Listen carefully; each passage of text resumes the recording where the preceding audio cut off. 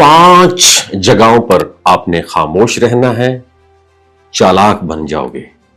خاموشی کی طاقت بتاتا ہوں آپ کو میں۔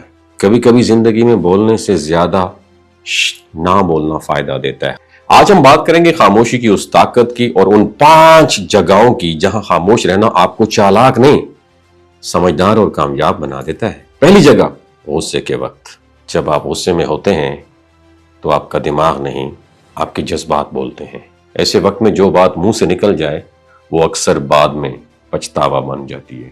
غصے میں خاموش رہنے والا شخص دراصل اپنے نفس پر قابو پانے والا ہوتا ہے، اور یہی اصل بہادری ہے۔ دوسری جگہ جہاں پہ آپ نے اپنا منہ بند رکھنا ہے، جہاں علم کم ہو۔ اگر آپ کسی ٹاپک پر پورا نہیں جانتے تو وہاں بولنے کے بجائے سننا بہت بہتر ہے، کیونکہ خاموش رہ کر آپ سیکھ سکتے ہیں، لیکن غلط بول کر صرف اپنا علم ظاہر نہیں بلکہ اپنی کمزوری بھی دکھا دیتے ہیں۔ تیسری جگہ پر جہاں پہ آپ نے خاموش رہنا ہے، منہ بند رکھنا ہے، جب کوئی آپ سے جھگڑنے پر تلا ہوا ہو۔ لوگ صرف ڈیبیٹ کرنے کے لیے بات کرتے ہیں۔ عمر صاحب میری طرف دیکھو، سچ سمجھنے کے لیے نہیں۔ سمجھ آئی یا نہیں آئی؟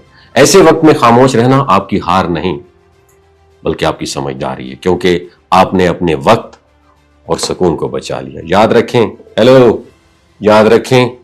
یاد رکھیے گا، خاموشی اکثر وہ جواب دیتی ہے جو ہزاروں الفاظ بھی نہیں دے سکتے۔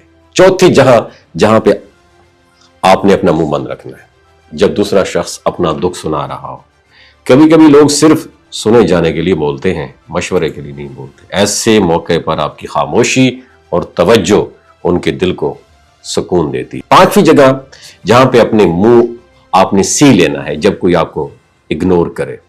اگر کوئی آپ کی بات کو اہمیت نہیں دیتا یا آپ کو جان بوجھ کر نظر انداز کرتا ہے تو خاموش رہنا سب سے بہترین جواب، کیونکہ جو شخص آپ کی خاموشی برداشت نہیں کر سکتا وہ خود ہی ایک دن آپ کی اہمیت کو سمجھنے پر مجبور ہو جاتا ہے۔ کیپ ان یور مائنڈ، ہر جواب الفاظ سے تو دیا نہیں جاتا، کچھ جواب خاموشی بھی خوب دیتی ہے۔ اور آخر میں یاد رکھیں، خاموشی کمزوری نہیں، اسٹریٹجی ہے، اور جو شخص یہ اسٹریٹجی سمجھ جائے، کب بولنا ہے کب رک جانا ہے، وہ نہ صرف چالاک بلکہ زندگی میں کامیاب بھی بن جاتا ہے، کیونکہ جو اپنی زبان پر قابو رکھ لیتا ہے وہ اپنے نصیب پر بھی قابو پا لیتا ہے۔ اپنا خیال رکھیے گا اور اس ویڈیو کو زیادہ سے زیادہ شیئر کیجیے۔ ہو سکتا ہے کچھ لوگ اپنے زیادہ بولنے کی وجہ سے اپنا نقصان کرتے ہوں، تو آپ کی یہ ویڈیو دیکھنے کے بعد ان کو بھی فائدہ ہو جائے۔ سمجھ تو گئے ہوں گے آپ۔ بہت شکریہ۔ یہ جو گلگت بلتستان کے لوگ ہیں نا، ان کی ایوریج عمر 90 سال سے بھی زیادہ ہوتی ہے۔ You know Y?